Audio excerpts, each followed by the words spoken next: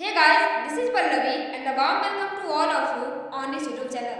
दोस्तों आज के इस सेशन में हम सभी चर्चा करेंगे कर्वक चैप्टर के अंदर जो भी पंक्तियां हैं उन सभी पंक्तियों को एक तरह समराइज करके उनके समरी को अर्थात कर्वक चैप्टर के सारांश को लिखने का प्रयास करेंगे कि किस प्रकार से कर्वक चैप्टर का सारांश हम सभी लिख सकते हैं यदि हमारे एग्जाम्स में पूछे गए तो, या फिर इन सारांश के जरिए आप ढेर सारे ऑब्जेक्टिव क्वेश्चंस को भी तैयार कर सकते हैं।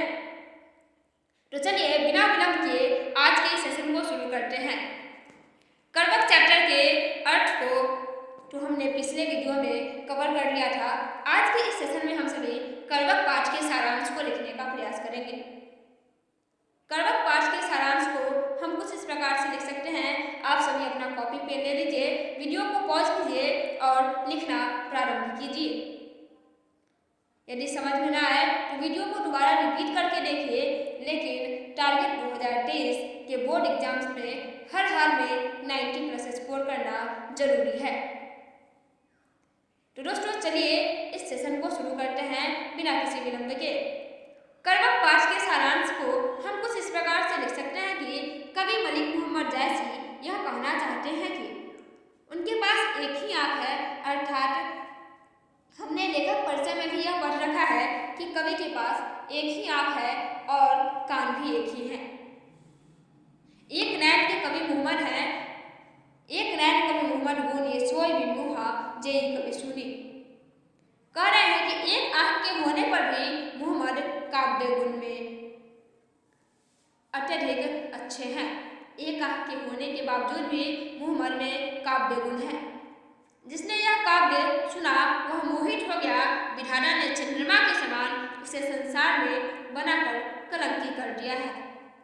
जिस प्रकार से चंद्रमा में कलंक है काले धब्बे का, ठीक इसी प्रकार से कभी भी कहते हैं कि मैं एक आंख के होने पर भी इस कलंक को अपने अंदर रख लेता हूँ और अपने काव्य रूपी प्रकाश से इस संसार में अपना यश फैला रहा हूँ। एक आंख में ही उन्हें पूरा संसार सूझता है। जिस प्रकार से नक्षत्रों के मध्य शुक्र की तरह वह उदित है चंद्रमा, ठीक उसी प्रकार से कभी भी अपने काव्यों की रचना से उदित हैं। जब तक आम में नुकीली दाग नहीं निकलती है तब तक उसमें सुगंध नहीं बसती है।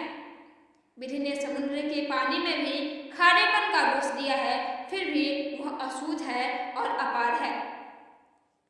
जब तक घड़िया अर्थात सोने पिघलाने वाले मशीन में सोने को नहीं डाला जाता तब तक कच्ची धातु में कंचन की चमक नहीं आती। कवि एक नेत्र के होने पर भी अपने आप को दर्पण के समान समझते हैं कि मैं एक आंख के होने के बावजूद भी उस दर्पण के समान स्वच्छ और निर्मल भाव वाला हूँ। स्वयं वह कुरूप है पर सब रूपवान उनके पांव पकड़कर देखते हैं उनको और कहते हैं कि आप अपनी काव्य रचना सुनाया कीजिए। मोहम्मद कवि ने यह काव्य रचना रचकर सुनाया। जिसने सुना उन्हें प्रेम की पीड़ा का अनुभव हुआ है। इस प्रेम कथा को कवि ने रकत की लेई अर्थात खून की लेई से सींचा है, जोड़ कर लगाया है और गाढ़ी प्रीति के आंसुओं में भिगोया है और मन में यह समझकर ऐसा काव्यत्व रचा है कि शायद जगत में ही ऐसी कोई निशानी बची रह जाए। कवि कहते हैं कि वह रतनसेन जो ऐसा राजा था कहाँ है? वह सुग्गा जो एक ऐसी बुद्धि लेकर जन्मा था कहाँ है? वह अलाउद्दीन सुल्तान कहाँ है? वहाँ सुंदर रानी पद्मावती कहाँ है? यहाँ अब कोई भी नहीं है बल्कि यश और कहानियों के रूप में बस रह गई हैं।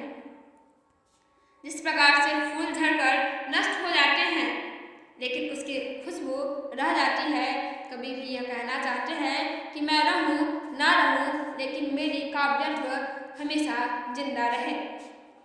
फूल झड़कर नष्ट हो जाते हैं, उसकी खुशबू रह जाती है। कभी यह कहना चाहते हैं कि एक दिन कभी भी नहीं रहेंगे पर उनकी कीर्ति सुगंध उनके पीछे रहेंगी। कभी कहते हैं कि इस संसार में यश न तो किसी ने बेचा है और न ही किसी ने खरीदा है। अंत में कवि कहते हैं